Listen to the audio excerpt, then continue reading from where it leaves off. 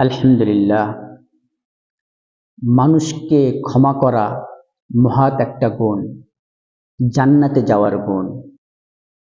হাদিস শরীফ থেকে জানা যায়, আল্লাহ রসুল হজরত মুহাম্মদ রসুল্লাহ সাল্লাল্লাহু আলাইহি ওয়াসাল্লাম একদিন মজলিসে আসেন সাহাবা আজমাইনদেরকে নিয়ে।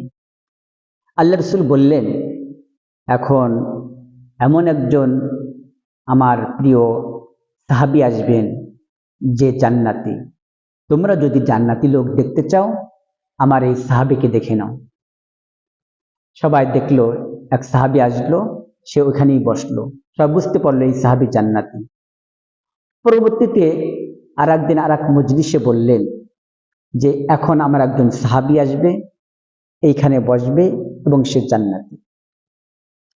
সে একই সাহাবী হলেন। পরবর্তীতে তৃতীয় মজলিসে আবার আল্লাহ রাসূল বলতেছেন, দেখো এই মজলিসে এইখানে এমন একজন সাহাবী আসবে, সে জান্নাতি।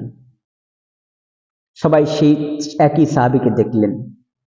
এর ভিতরে একজন সাহাবী কৌতূহল লাগলো, কি কারণে সে জান্নাতি, আমার একটু জানতে হবে। ওই জান্নাতি সাহাবীকে বললেন যে আমি আপনার বাড়িতে মেহমান হতে চাই। অন্য একজন সাহাবী বললেন। সবাই আলহামদুলিল্লাহ, খুব ভালো কথা, চলেন। গেলেন। যাওয়ার পরে তার আমলগুলো ওই সাহাবী ফলো করতেছে, যে সে কি আমল করে, কি কারণে সে জান্নাতি। আল্লাহ রাসূল ঘোষণা করে দিলেন জান্নাতি।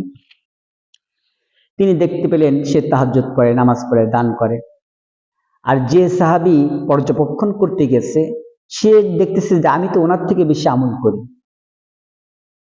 যখন 3 দিন শেষ হয়ে গেল, তখন তাকে জিজ্ঞাসা করতেছে, ভাই আমি মূলত আপনার আমল দেখার জন্য আসছিলাম। আল্লাহর নবী আপনাকে জান্নাতি বলে কি কারণে?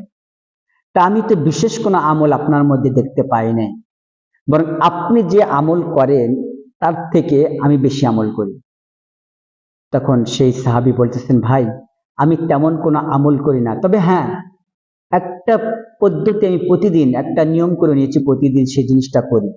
সেটা হলো আমি যখন ঘুমাতে যাই, তখন আমি আল্লাহর কাছে বলি, আল্লাহ আমাকে যে কথা বলে কষ্ট দিয়েছে, কাজে কষ্ট দিয়েছে, ব্যবহারে কষ্ট দিয়েছে, আমি সকলকে মাফ করে দিলাম। আমি একটা সকলকে মাফ করে দিয়ে ঘুমাতে যাই। আমি আমার মনের মধ্যে কোনো হিংসা রাখি না, বিদ্বেষ রাখি না, রাগ রাখি না, আমি সবাইকে মাফ করে দিয়ে ঘুমাতে যাই। তখন তিনি বললেন, আপনি যে ফ্রেশ মন নিয়ে ঘুমাতে যান, সবাইকে ক্ষমা করে ঘুমাতে যান, এই জন্য আল্লাহর নবী হযরতে মুহাম্মদ রাসূলুল্লাহ সাল্লাল্লাহু আলাইহি ওয়াসাল্লাম আপনাকে জান্নাতি ঘোষণা করেছে। আজ থেকে আমরা সকলেই এই আমলটা করার চেষ্টা করব, সকলকে ক্ষমা করে দেব। দেখেন, একটা মানুষের রাগ পুষিয়ে নিয়ে বাড়ানো কত যন্ত্রণা। সে তো একদিন খারাপ ব্যবহার করে, তার মনে তো কোনো টেনশন নাই, কিন্তু আপনি চেষ্টায় থাকবেন কবে তাকে সুযোগ পাবো আর প্রতিশোধ নেব, আপনার ভিতরে জ্বলতে থাকবে। আর স্বাস্থ্য বিজ্ঞান বলেন, এরকম চিন্তা থাকলে মানুষ স্ট্রোক করতে পারে, শরীরে ক্ষতি হতে পারে। যাই হোক, আল্লাহ রাসূল সাল্লাল্লাহু আলাইহি ওয়াসাল্লাম সকলকে ক্ষমা করতেন, ক্ষমা করে দিতেন। আমাদেরও কাজ হবে যে আমরা সকলকে ক্ষমা করে দেব।